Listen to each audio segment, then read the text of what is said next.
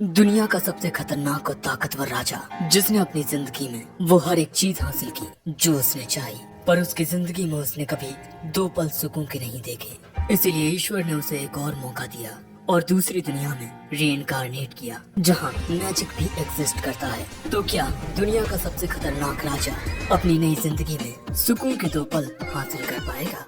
चलिए जानते हैं। कहानी की शुरुआत में हम एक आदमी को देखते हैं जिसकी बॉडी में से बहुत ही खतरनाक ऑरा निकल रहा था, और हम देखते हैं कि ये आदमी उसके सामने मौजूद एक लड़की को खत्म कर देता है, और फिर ये उस दुनिया का राजा बन जाता है। और जो भी इसके सामने आकर इससे लड़ने की हिमाकत करता है, ये राजा उस शख्स को सिर्फ हराता नहीं बल्कि खत्म कर देता है। जिसके बाद हम देखते हैं कि फाइटिंग प्लेन से इस दुनिया के शहरों पर बम गिराए जाते हैं। ये नजारा देखने पर बिल्कुल किसी कयामत की तरह लग रहा था, और ये सब तबाही यही राजा करवा रहा है। लोग दर्द के मारे तड़प तड़प कर चिल्ला रहे हैं, पर इसे किसी की चीख सुनाई नहीं देती। ये इंसानियत का सबसे खतरनाक और ताकतवर राजा है। पर एक दिन ये राजा अपने मुकुट को देखता हुआ कहता है, हाँ, अब मैं एक राजा बन चुका हूँ। और इसके अगले ही पल में वो खुद को डूबता हुआ पाता है, और यहाँ एक आवाज उससे कहती है कि अपनी अगली जिंदगी में रोशनी की तलाश करना। और फिर जब इसकी आंखें खुलती हैं, ये अपने सामने एक आदमी और औरत को पाता है। ये दोनों इसे देख बहुत खुश हो रहे थे। इससे पहले कि इसे कुछ समझ आता, यह आदमी कहता है, आर्थर, देखो ये मैं हूँ, तुम्हारा पापा, और मेरा नाम रे है। तभी ये मोहतरमा कहती हैं, और मैं हूँ तुम्हारी माँ, एलिस। और ये सब बातें सुन अब आर्थर को समझ आता है कि उसका फिर से जन्म हुआ है। अगले सीन में हम देखते हैं कि आर्थर की माँ उसे दूध पिला चुकी हैं और उसका पेट पूरी तरह से भर चुका है। पर दोस्तों, अब वो महान राजा जो अनगिनत युद्ध जीता है, अब उसका अपने इस नन्हे से शरीर पर काबू नहीं है।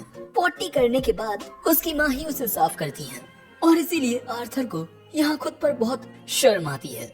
फिर अगले सीन में आर्थर के पिता रे यहाँ मैजिक का यूज करके दिखाते हैं, और एक ही मुक्के में एक बड़े से पत्थर को तोड़ देते हैं। पर इससे पहले कि वो अपनी ताकत की नुमाइश कर दें, एक पत्थर उनके सिर पर आकर गिरता है। सो अब आर्थर की माँ अपने पति को हील करती हैं, और आर्थर ये सब देख रहा था क्योंकि उसकी पिछली दुनिया में मैजिक जैसी कोई चीज नहीं थी।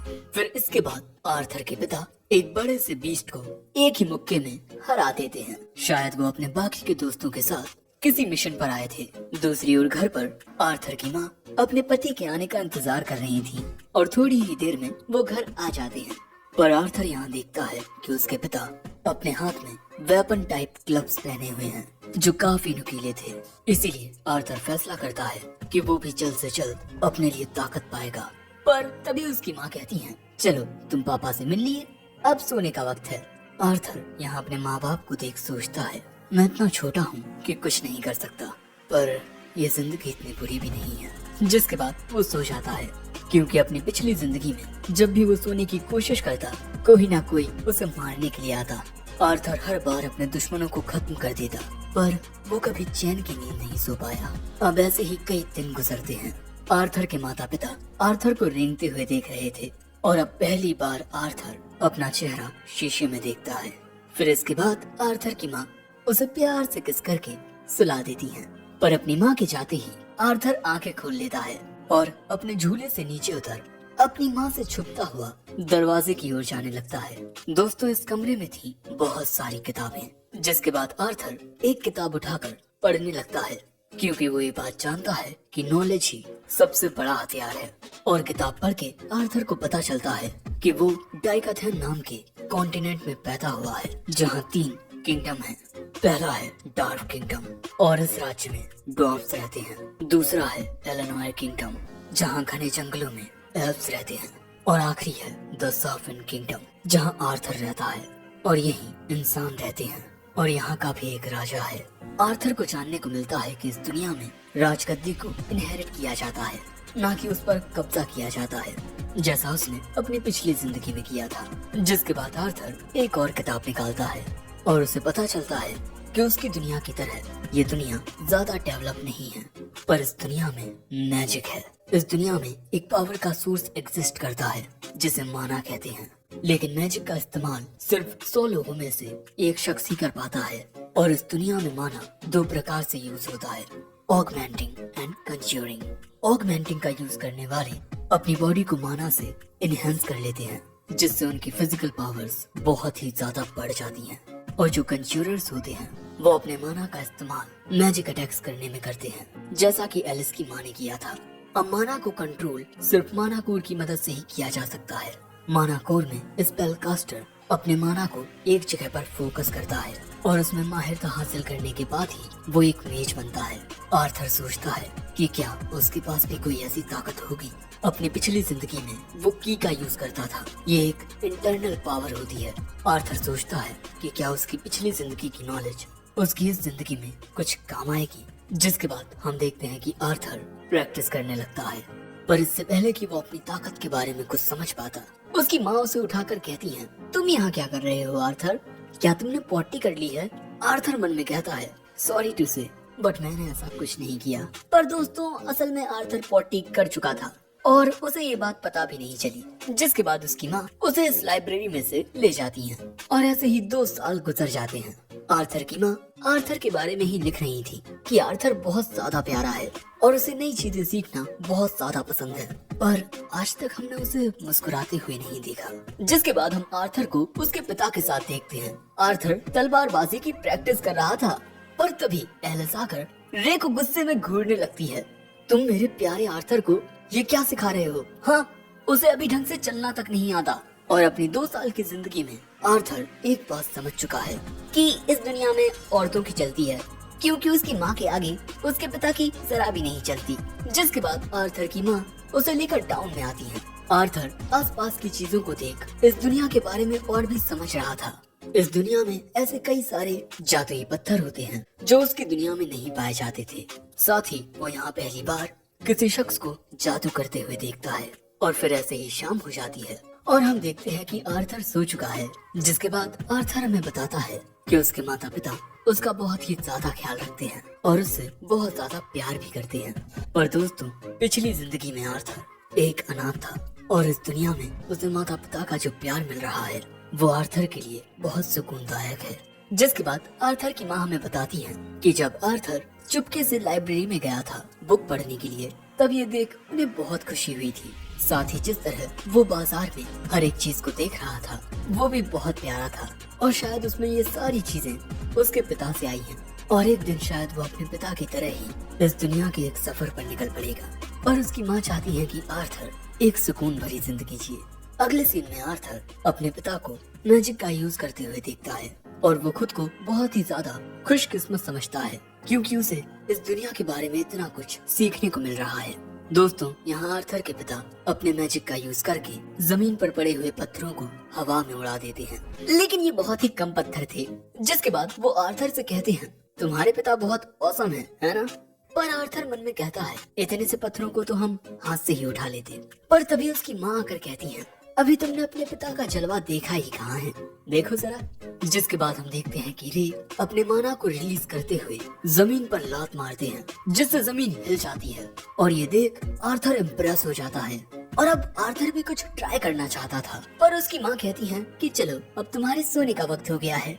तभी आर्थर लाइब्रेरी की ओर अपने हाथ बढ़ाता है। सो उसकी माँ कहती है कि अभी तुम्हारे सोने का वक्त है। सो अब आर्थर अपनी माँ की ओर बहुत प्यार से देखने लगता है और अब उसकी माँ को ना चाहते हुए भी आर्थर की बात माननी पड़ती है। जिसके बाद हम देखते हैं कि आर्थर अब बुक पढ़ने लगता है और उसकी माँ के चाहते ही वो मैजिक की प्रैक्टिस करने लगता है। कंसंट्रेशन के जरिए आर्थर अपनी बॉडी में मौजूद माना को एक जगह पर फोकस करने लगता है। दूसरी ओर आर्थर के पिता अपनी ताकत से एक पेड़ को ही तोड़ देते हैं। तभी आर्थर का वो माना पूरी तरह से एक जगह पर एकत्रित हो जाता है और फिर अगले ही पल होता है एक बहुत ही बड़ा धमाका। हम देखते हैं कि आर्थर के पिता आर्थर की माँ को इस धमाके से बचा लेते हैं, पर इससे उनकी पीठ काफी जल जाती है। पर इसके बाद दोस्तों एलिस को आर्थर की चिंता होने लगती है, क्योंकि जहाँ धमाका हुआ आर्थर उसी कमरे में था। ये दोनों तुरंत घर के अंदर आते हैं, पर अंदर आकर आर्थर के पिता जो देखते हैं उससे उनके होश उड़ जाते हैं। और तभी आर्थर की माँ आकर देखती है कि आर्थर सही सलामत हवा में उड़ रहा है। दोस्तों आर्थर ने कई दिनों की मेहनत के बाद आखिरकार माना को कंट्रोल करना सीख लिया है। पर तभी अचानक हम देखते हैं कि टूटी हुई छत आर्थर के ऊपर गिरने लगती है। आर्थर भागने की कोशिश करता है, पर उसका ये छोटा सा शरीर उसका साथ नहीं देता और उसे लगता है कि अब वो यहाँ मरने वाला है। पर तभी उसे बचाने के लिए उसके माता पिता आ जाते हैं। रे उस टूटी हुई छत को अपने मैजिक से दूर फेंक देता है और आर्थर की माँ आर्थर को सही सलामत देख खुशी के मारे रोने लगती है। आर्थर के पिता की आंखों में भी आंसू आ जाते हैं, पर यहाँ आर्थर कहता है कि आखिर ये रो क्यों रहे हैं। इन दोनों ने तो अपना कर्तव्य अच्छे से निभाया है, इन्हें तो खुद पर गर्व होना चाहिए। आखिर ये सब क्या है? आखिर मेरे अंदर यह अजीब सा एहसास क्या है?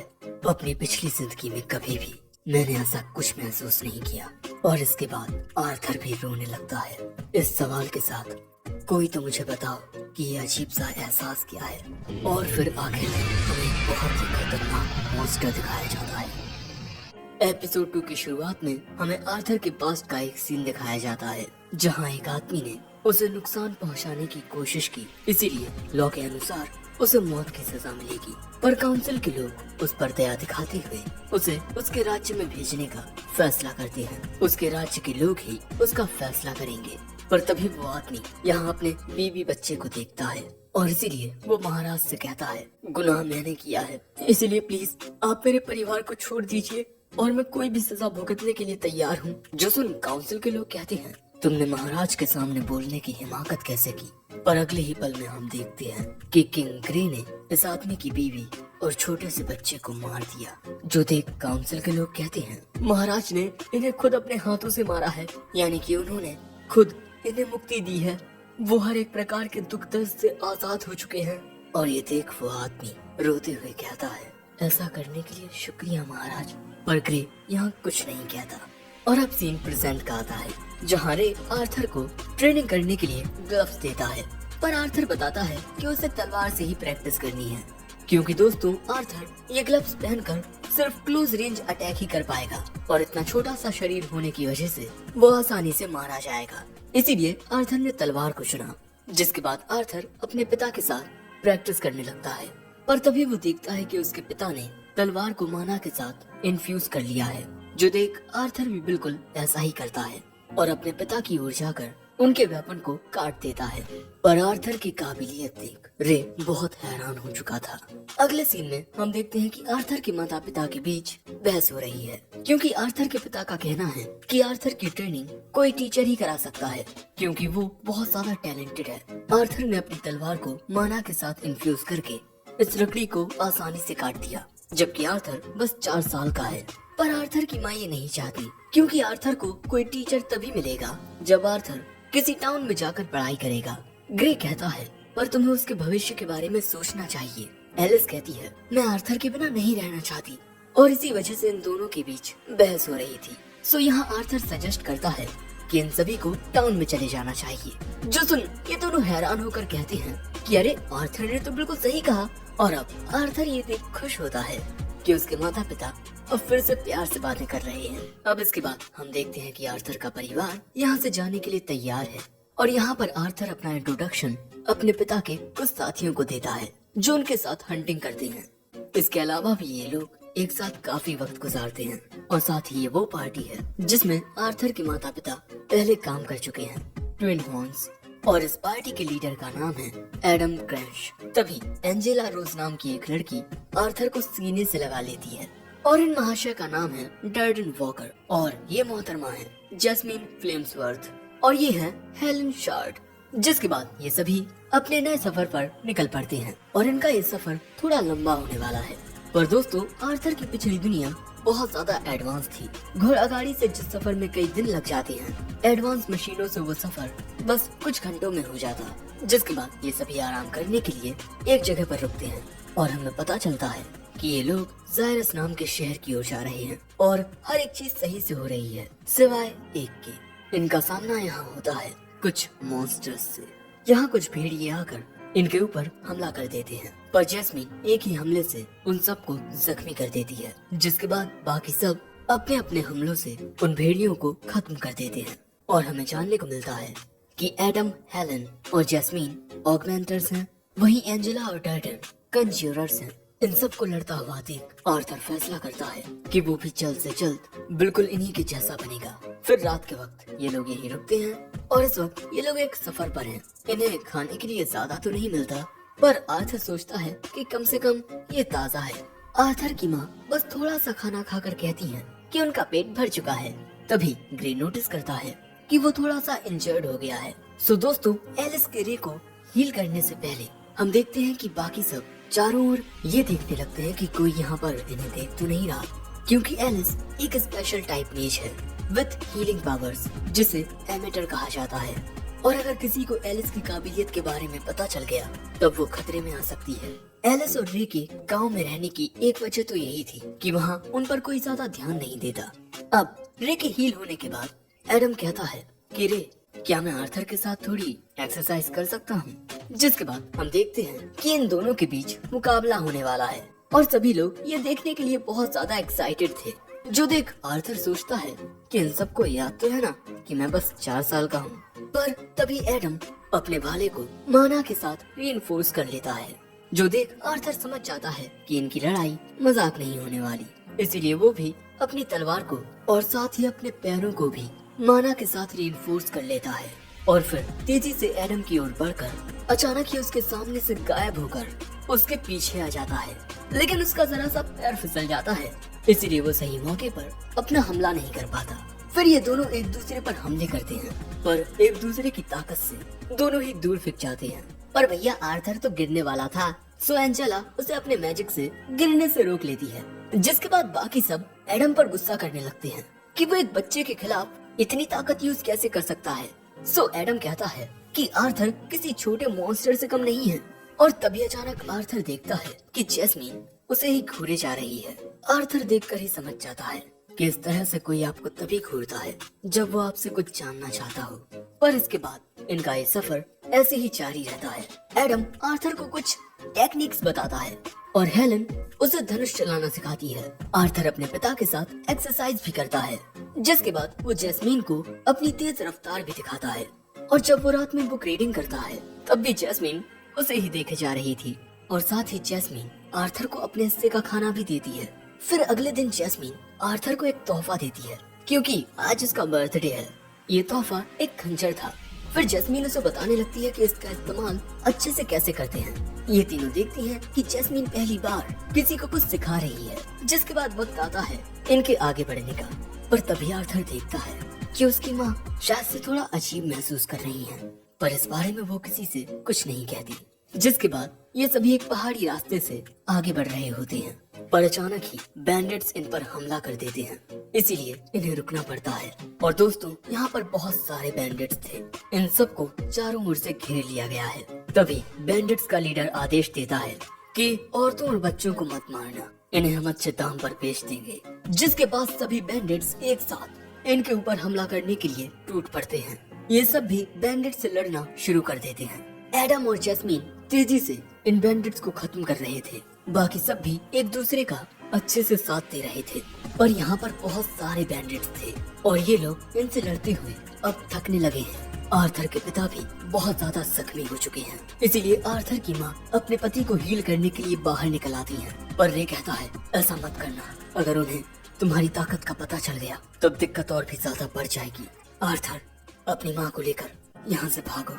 आर्थर कहता है मुझ में भी इनसे लड़ने की ताकत है। सो आर्थर के पिता कहते हैं उस ताकत का इस्तेमाल अपनी माँ की हिफाजत करने में करो, क्योंकि इस वक्त उसके पेट में एक बच्चा है। और अब आर्थर को समझ आता है कि आखिर क्यों उसकी माँ को थोड़ा अजीब महसूस हो रहा था। और अब रे कहता है मैं तुम पर भरोसा कर रहा हूँ मेरे छोटे हीरो। और अब आर्थर अपनी माँ को लेकर यहाँ से भागने लगता है और इससे पहले कि बैंडिट्स का लीडर उनके पीछे जाता, रे उस पर हमला बोल देता है। आर्थर और एलिस के सामने आने वाले सभी बैंडिट्स को बाकी सब खत्म करते जाते हैं। भागते हुए आर्थर हमसे कहता है दूसरों से इतना कुछ छीनने के बाद मैं भाग रहा हूँ ताकि मैं कुछ खो ना दूं, पर शायद यही कर्मा है। ये दोनों भागते हुए काफी दूर आ जाते हैं, पर यहाँ कोई तो था जो इन पर नजर रखे हुए था। ये भी एक डाकू है जो कि एक कंज्यूरर है। ये अपने मैजिक से उन दोनों पर हमला कर देता है। आर्थर अपनी माँ को दूर कर वो हमला खुद पर ले लेता है, पर जैस्मीन के दिए हुए खंजर ने उस हमले से आर्थर को बचा लिया था। और फिर आर्थर उस खंजर को बैंडिट की ओर फेंक कर उसे नीचे गिरा देता है, क्योंकि इस खंजर में एक रस्सी बंधी हुई थी।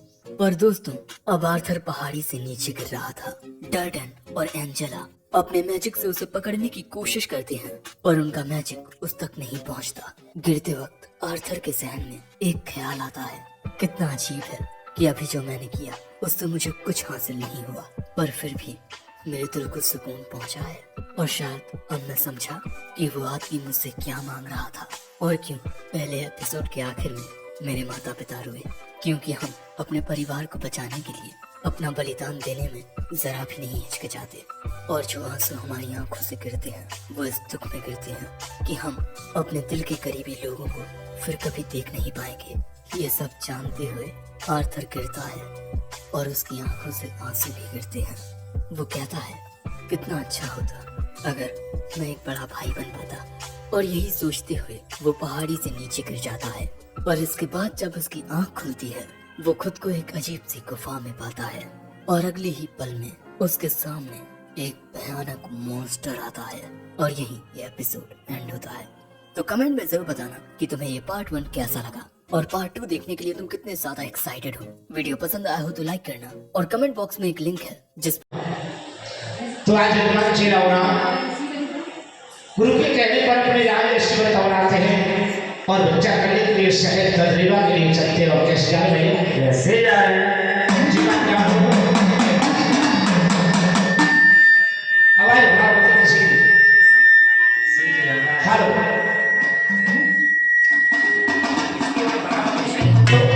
हेलो ठीक है भैया बस काम के देख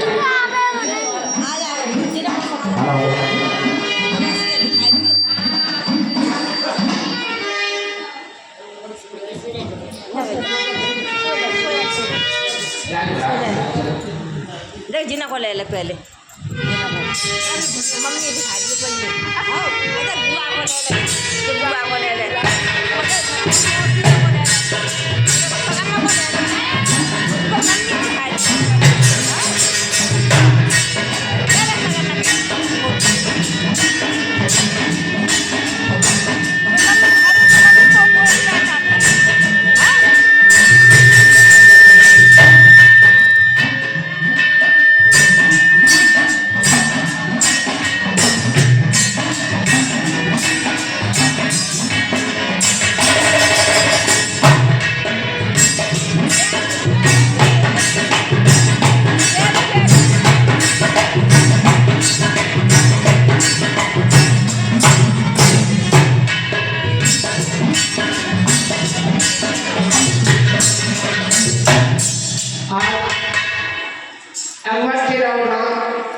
अपने राज ऐसे बताते हैं और गुरु के कहने पर भिक्षा करने के लिए शहर तरीके के लिए चलते हैं।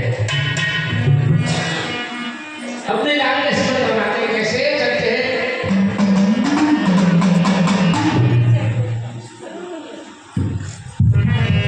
आए तुम्हारे वो चक्का लाला कलर तुलसी आए तुम्हारे वो चक्का लाला कलर तुलसी आए तुम्हारे वो चक्का लाला कलर तुलसी आए तुम्हारे वो चक्का लाला कलर तुलसी आए तुम्हारे वो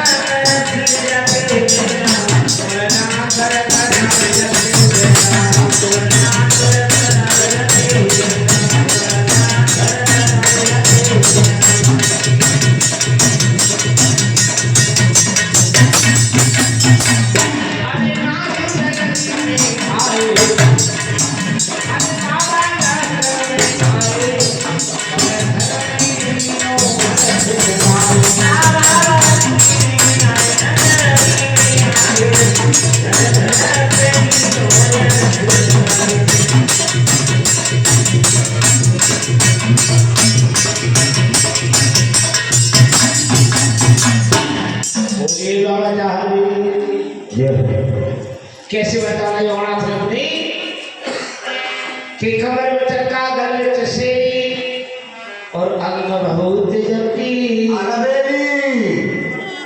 माते खोल खोल पेवला तो ओगर खेले तो जैसे चंदा भोए भोए सीधे देना और सोलनाथ रत्नारे देना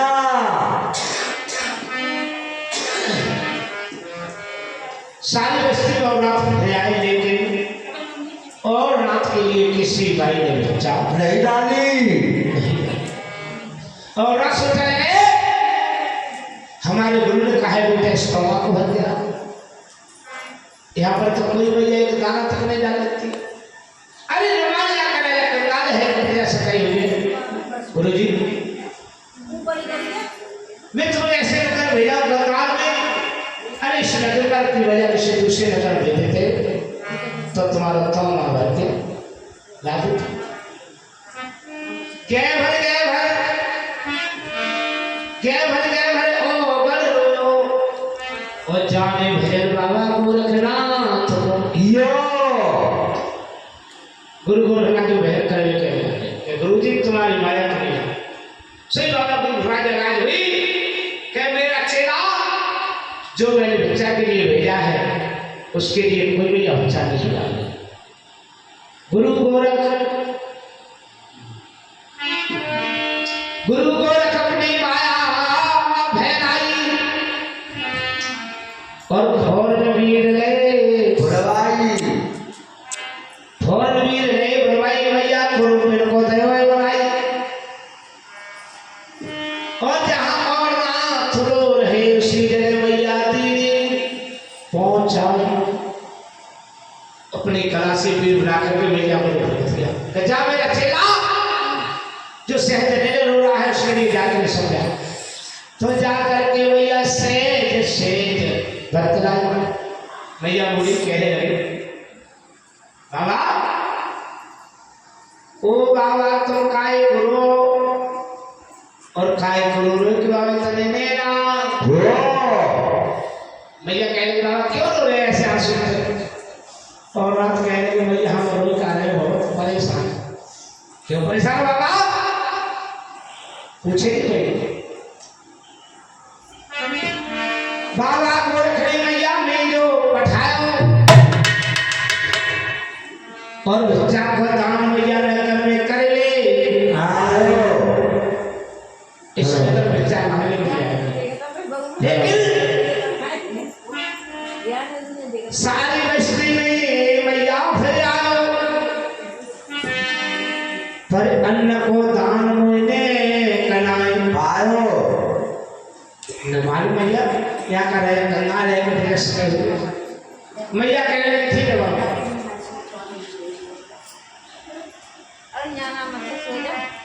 तो मैया भागे बोलो बाबा ऐसे नगर पाओ इस प्रकार से बात पाई तुम कुछ पता है तो रानी कैसे थी मैं खत्म हो जाऊंगा मेरी बात में इसके लिए ईद भी निकल जाएगी और लगाएगा राजा की वसी ये भी करूँ था करके वनवास के लिए चले जाते हैं